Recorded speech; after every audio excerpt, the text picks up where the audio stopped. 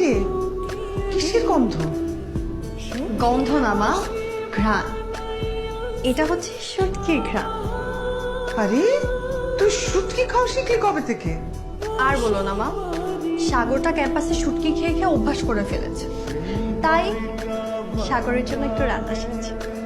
ভালো হয়েছে বলো, শ্বশুর বাড়ি গিয়ে আর কষ্ট করতে হবে না, একটু প্র্যাকটিস করে নিচ্ছি। আচ্ছা লিনসা, মায়ের সামনে বয়ফ্রেন্ডের নাম এরকম বারবার বলতে তোর লজ্জা লাগে না? सॉरी मैम, एकदम ना। प्यार किया तो डरना क्या, कोई चोरी नहीं किया ना।